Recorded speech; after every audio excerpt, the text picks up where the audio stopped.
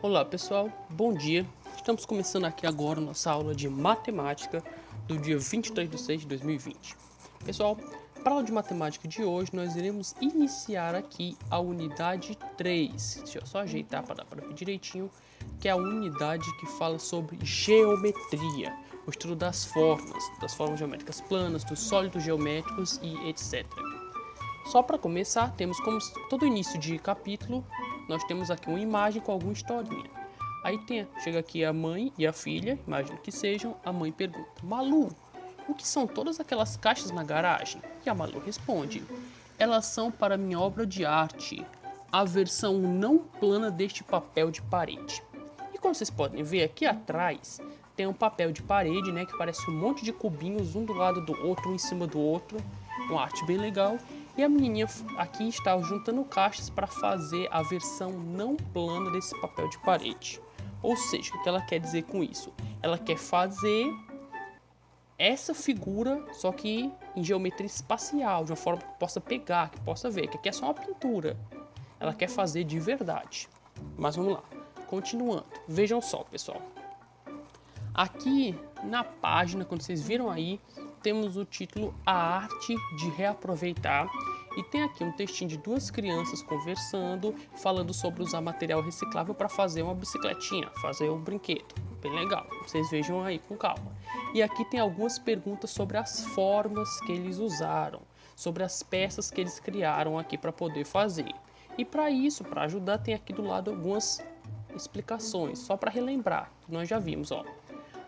Observe abaixo representações de alguns sólidos geométricos. Ou seja, sólido, sempre lembra disso, não é a mesma coisa que uma forma geométrica.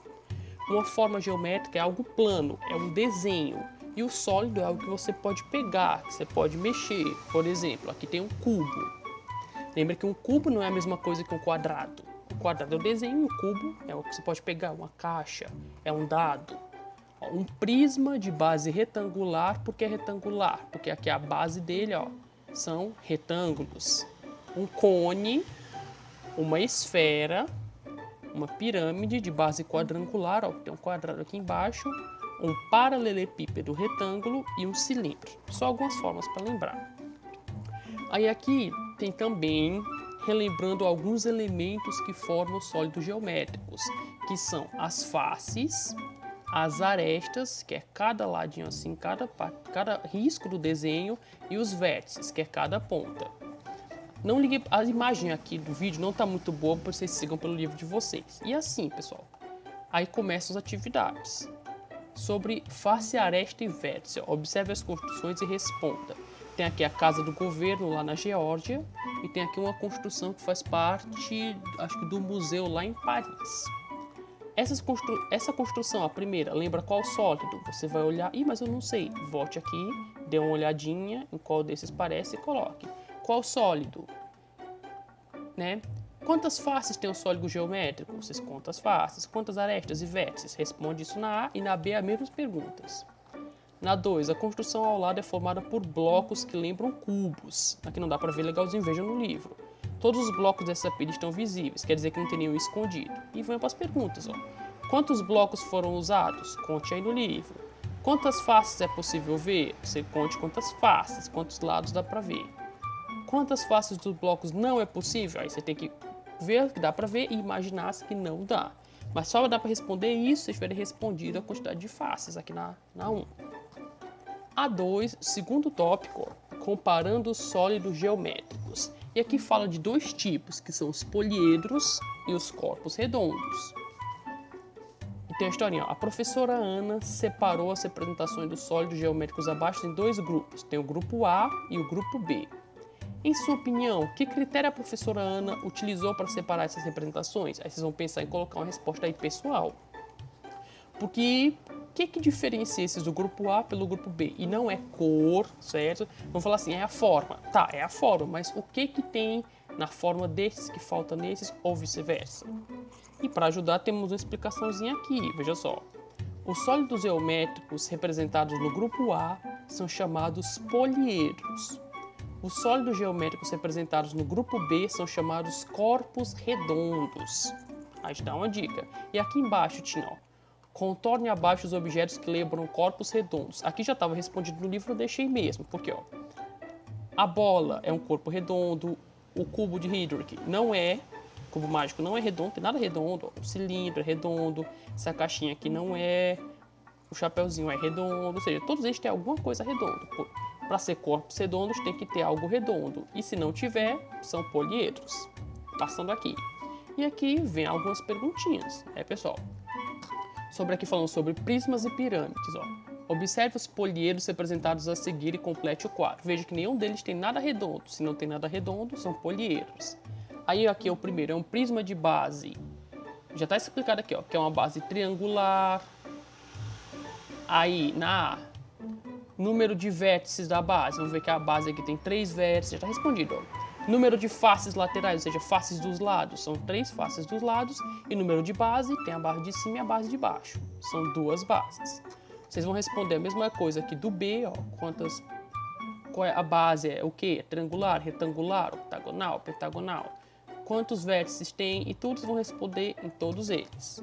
Do mesmo jeito aqui, ó. Vamos falar sobre as pirâmides. Essa pirâmide é triangular. Ela tem 3 vértices na base.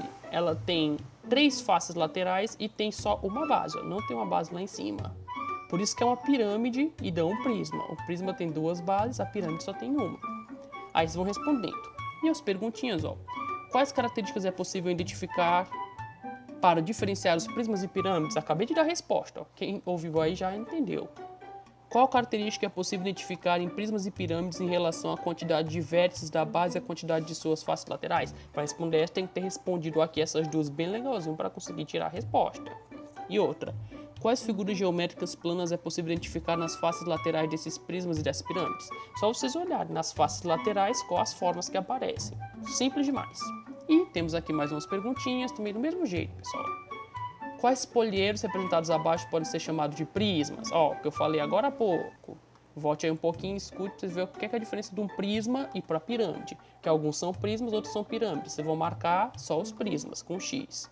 Aqui vocês vão contornar os corpos redondos e vão marcar os poliedros com X na 3.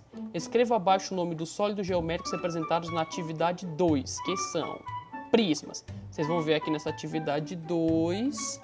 quais são os prismas, quais são as pirâmides, vou colocar aqui, e quais são os corpos redondos.